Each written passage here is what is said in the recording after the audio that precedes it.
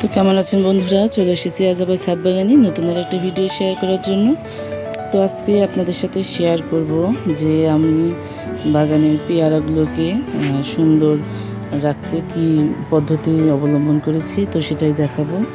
তো খুব বেশি ঝামেলার বিষয় না, সামান্য কিছু কাজ করলেই পেয়ারাগুলো সুন্দর রাখা যায়। আর এটাতে অনেক সময় পেয়ারাতে পোকা ধরে যায়, তো পোকা ধরবে না। আর এদিকে দেখুন আমার ডালিম গাছে ডালিম এসেছে। তো ডালিমের কীভাবে ডালিম আসার কাজ করেছি, কী পদ্ধতিতে ডালিম এসেছে সেই ভিডিওটা কিন্তু আমার চ্যানেলে আছে। তো যারা দেখেননি এখনও তারা দেখে নিতে পারেন। আর এই যে এখন তো প্রত্যেকটা গাছে গাছে মোটামুটি ফল টল এসে গেছে। লেবু গাছেও দেখুন লেবু ধরে গেছে। লেবু গাছটাতে বেশ কিছুদিন লেবু ধরছিল না, কারণ একটা ডাল পোকা লেগেছিলো, আমি কেটে দেওয়ার পরে লেবু ধরছিল না। তো আবার নতুন করে লেবু এসে গেছে। তো যাই হোক, আর কিছুটা আজকে হারভেস্টিং আছে, সেটা আপনাদের সাথে দেখাবো। তো চলুন দেখাই পেয়ারা গাছটায় কীভাবে কী পদ্ধতি ব্যবহার করেছি। তো এই যে দেখুন আমি পেয়ারাগুলোকে সুন্দর করে ব্যাগিং করে দিয়েছি। এই যে প্লাস্টিকের প্যাকেট দিয়ে এই পেয়ারাগুলোকে বেঁধে দিয়েছি। এতে করে পেয়ারাতে পোকা লাগবে না, আর হচ্ছে পেয়ারার গায়ে যে বৃষ্টির কারণে চিটচিট দাগ পড়ে এটাও পড়বে না।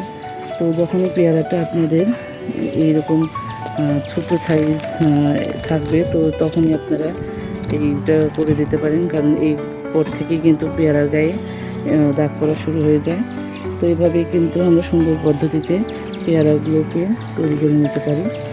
আমি প্রত্যেকটা পেয়ারাকে আলাদা আলাদা করে দেখুন কত সুন্দর করে ব্যাগিং করে দিয়েছি। তো এভাবেই কিন্তু একটু একটু বুদ্ধি করে কাজ করলে পরে বাগানটা সুন্দর হয়ে যায়। তো আমি ওইভাবেই করি। আর চলুন একটু হারভেস্টিং আছে, সেগুলো সেরে নেব। খুব বেশি বড় একটি ভিডিও হবে না আজকে। তো এই যে এখানে দেখুন একটা ঢ্যাঁড়স হয়ে আছে, ঢ্যাঁড়সটা তুলে নেব। ঢ্যাঁড়স গাছটা এবার ভালো করে তৈরি করতে পারিনি, কারণ গাছ প্রচুর বসিয়েছিলাম, হয়নি। এই 2-3টা গাছে হয়েছে। আর এই যে দেখুন আমার মিষ্টি কুমড়া গাছটাতে শুধু পাতাই হয়ে গেছে, ফুলও হচ্ছে না আর ফলও আসছে না। তো ভেবেছি আমি গাছটাকে তুলে নেব, তার আগে এই ডোগাগুলো কেটে নেব, যাতে করে ডোগাটা পাতাটা খাওয়া হয়ে যায়। এর পরবর্তীতে গাছটা তুলে দেবো, নতুন করে আমি আবার গাছ বসিয়ে দেবো। এই জন্য গাছগুলো কেটে নেব।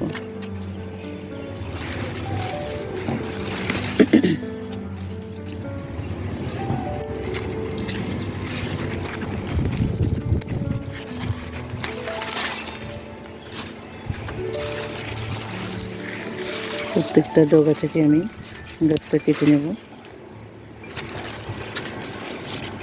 তো এখানে আমার বেশ সুন্দর একটা চিচিঙ্গার গাছ উঠেছে। তো দেখা যাক এটাতে ফল আসে কিনা। তো এখান থেকে শাকগুলো কাটা হয়ে গেছে, তো উপরে আরও কিছু আছে, সেখানে চলে যাব।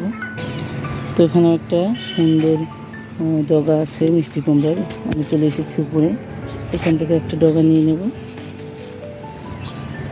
আর এই যে বন্ধুরা দেখুন আমার বাগানে কত সুন্দর অপরাজিতা ফুল ফুটেছে, দারুণ কিন্তু লাগছে দেখতে। যখন একসঙ্গে অনেক ফুল ফোটে বেশ কিন্তু সুন্দর লাগে। তো এই অপরাজিতা ফুলের চা খাওয়া যায়, এর আগেও আপনাদের সাথে শেয়ার করেছি। তো কারো ইচ্ছা হলে একটু খেয়ে দেখতে পারেন, ভালোই লাগে। এর কোনো নিজস্ব টেস্ট নেই, এটাকে টেস্ট বানিয়ে নিতে হয়, কিন্তু এর উপকারিতা অনেক। তো এখন তুলে নেব কিছুটা বেগুন।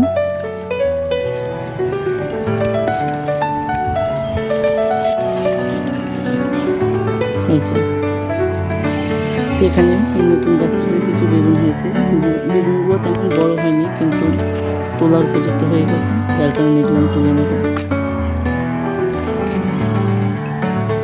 আর এখানে এই বেগুনটা আমি বীজ হতে দিয়েছি, পাশে আর একটা বেগুন হচ্ছে, ওইখানেও আর একটা বেগুন আছে, এটা তুলে নেব। সকালবেলা বাগানে আসলে মনটাই ভরে যায়, এত সুন্দর ফুল ফুটে থাকে দেখুন, ভালো লাগাটাই থাকে অন্যরকম।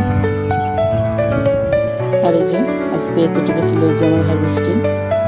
কেমন লেগেছে আপনাদের জানাবেন, ভালো লাগলে লাইক কমেন্ট শেয়ার করে দেবেন।